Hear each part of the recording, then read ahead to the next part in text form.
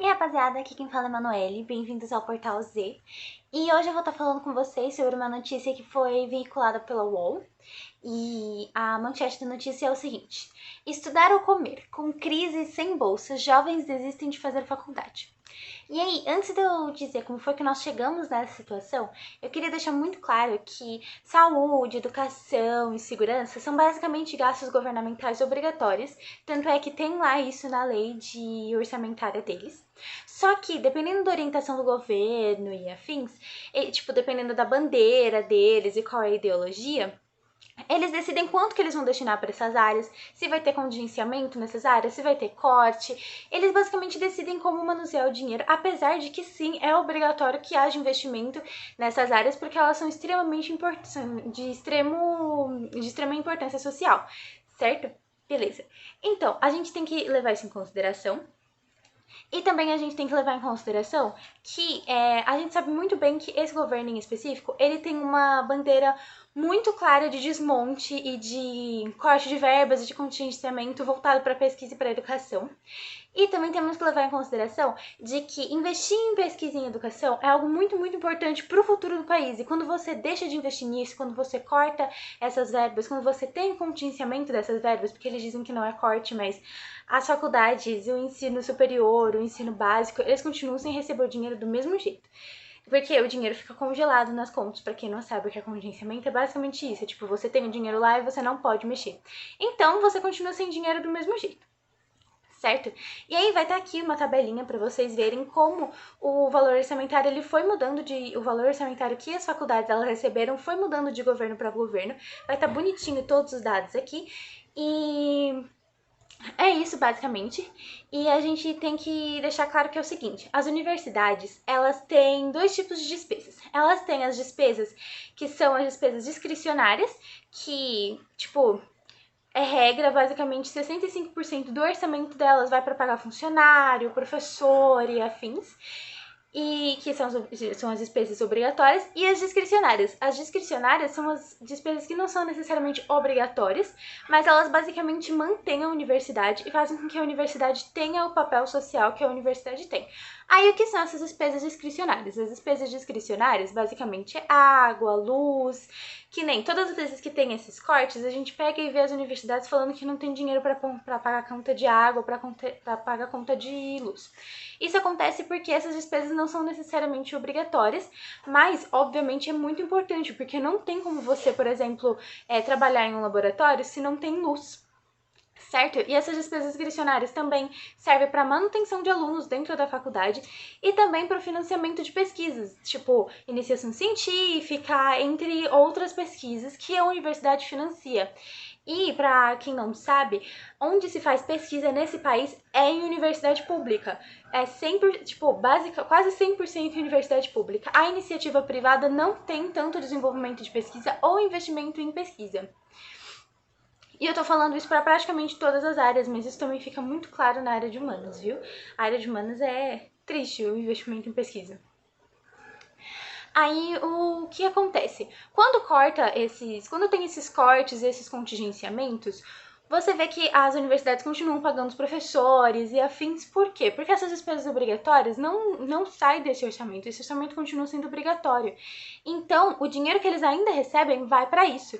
E aí, de onde sai o dinheiro que foi cortado? O dinheiro sai das despesas discricionárias. Então, o dinheiro vai sair dos auxílios que vão para os estudantes. E aí, dentro disso, dependendo da faculdade, tem faculdade que tem auxílio moradia, tem faculdade que tem alojamento, tem faculdade que tem auxílio alimentação, tem determinados programas que também dão algum auxílio financeiro pro aluno. E aí, quando tem esses cortes, é daí que é cortado. As pesquisas, elas são canceladas porque você não tem mais como pagar a bolsa do pesquisador. E aí muita gente deve estar pensando, ele só estuda, ele pode trabalhar para se bancar, por que ele está dependendo do governo? Então, pessoal, quando você é pesquisador, você não pode trabalhar, porque se você tiver qualquer vínculo corporativo, você não pode ter qualquer vínculo corporativo com qualquer empresa ou qualquer coisa nesse sentido, porque está no seu contrato de pesquisa. Você fica, basicamente meio que, engessado na faculdade. Então, quando você é um pesquisador, você obrigatoriamente é financiado pela faculdade. Você não pode ter outro meio de renda. Então fica complicado você continuar sendo pesquisador. E para quem, acha que pesquisa não é importante, afins, gente, depois da pandemia ficou muito claro que pesquisa é importante. Se não fosse por investimento em pesquisa, em aparelhamento e paramentagem profissional, a gente não tinha conseguido produzir as nossas vacinas no Butantan. A pandemia deixou muito claro como investir em ciência, inovação e pesquisa é extremamente importante para o Brasil e para o desenvolvimento. E também a gente não pode falar que investir em pesquisa somente nos dá benefícios na área das ciências biológicas ou ciências exatas. Investir em pesquisa faz com que o IDH do país cresça e que o próprio país possa produzir suas próprias tecnologias e não importá-las. Então isso faz com que determinadas coisas saiam muito mais baratas. Que nem esses países desenvolvidos, principalmente os países europeus. Os países europeus, as universidades, elas não, nem todas são privadas. A maioria, algumas delas são públicas.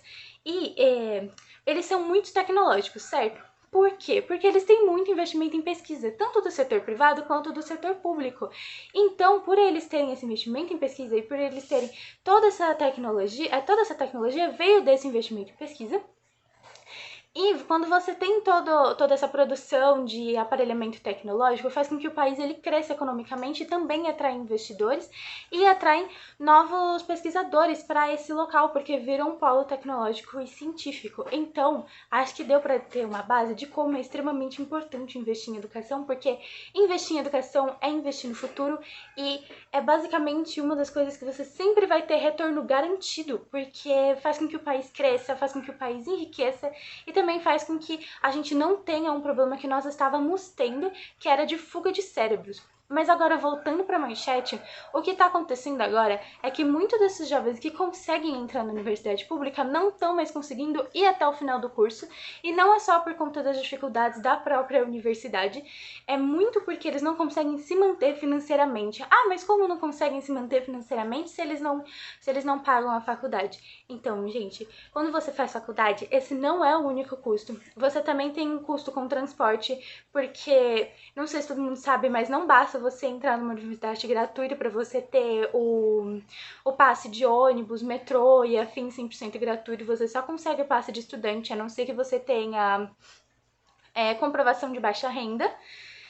Você também tem gasto com alimentação, você tem gasto com determinados livros, tudo bem que a maioria dos livros a universidade pública tem, até onde eu saiba, mas mesmo assim, são muitos gastos que você tem, sem contar os gastos básicos que você acaba tendo, que vamos supor que você ficou sem tênis, sabe? Então assim, conseguir essas coisas é muito difícil. Ou então você mora muito longe da sua faculdade e aí você precisaria morar lá. Aí o aluno ele tem outro gasto e esse gasto também seria de moradia.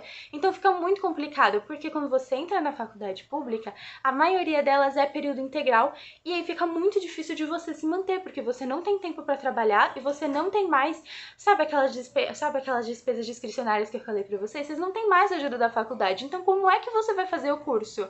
E é justamente por isso que tá tendo um esvaziamento da faculdade. Vai ter uma tabelinha aqui para vocês verem quantos alunos estão trancando os cursos e deixando de fazer eles. E se eu não me engano, cerca de 81 mil estão trancando as matrículas porque não tem condições financeiras de continuar no curso. Ou não tem condições psicológicas. Alguns alunos conseguem passar na faculdade pro período noturno, que aí é um dos casos em que eles ainda conseguem trabalhar. Só que com a crise e todo o resto, fica muito difícil você conseguir se bancar. Ainda assim, fica muito difícil você conseguir se bancar e aguentar a jornada dupla de ir para a faculdade. Porque o aluno ele começa a ter que trabalhar para poder estudar. Então, fica muito complicado. E com isso, e também com a gente estando basicamente com um pezinho na recessão e com os alunos sem auxílio e sabendo que eles vão ter que ter um esforço muito grande para conseguir completar o curso, que eles não vão poder somente se dedicar aos estudos, a gente ainda tem o fato de que o país, ele estando com um pezinho na recessão, ele está com o mercado desaquecido. Então, esses profissionais que estão sendo super graduados e afins, eles de jeito nenhum, tipo, não de jeito nenhum, mas eles dificilmente vão conseguir um emprego na sua área, como a gente vê muito engenheiro formado que acaba virando Uber, porque não tem vaga. E não tem vaga por conta do mercado desaquecido. E aí os jovens olham para isso e pensam: para que eu vou me esforçar tanto? Para que eu vou aguentar essa jornada dupla, não ter auxílio do governo, para no final eu me formar e não conseguir um emprego na minha área? Fica muito difícil. Desculpa aí pelo barulho, pessoal.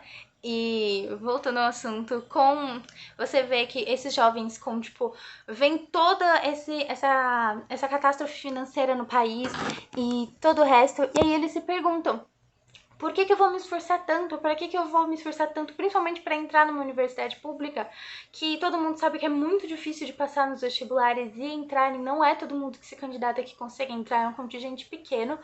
Então, sabe, para que eu vou me esforçar tanto se no final das contas o meu esforço não vai valer a pena? E esse esvaziamento da faculdade e no final toda essa crise e a falta de auxílio gera uma desesperança nessa nova juventude. E isso foi, tipo, claramente visto com base nas estatísticas, porque a gente consegue ver isso com o esvaziamento do Enem. Eu sei que não é só por conta da crise orçamentária e afins, e também não é só por conta dos cortes na educação que isso está acontecendo. Sei que também é por conta da pandemia que muitos dos jovens não estão se sentindo seguros o suficiente para fazer esses vestibulares. Mas mesmo assim, eu tenho certeza absoluta que isso tem um peso gigantesco em ver muitas pessoas formadas e com diplomas e não tendo emprego nas suas áreas. E é isso, eu meio que termino o vídeo com toda essa perspectiva horrível de quando você não investe em educação, você basicamente está sabotando o seu próprio futuro, mas eu gostaria de dizer que tem uma solução, e a solução basicamente qual é, pessoal? A gente está em época de eleição, e quem pode resolver isso e investir nos lugares certos e ter os projetos para tudo isso são os políticos nos quais a gente vota.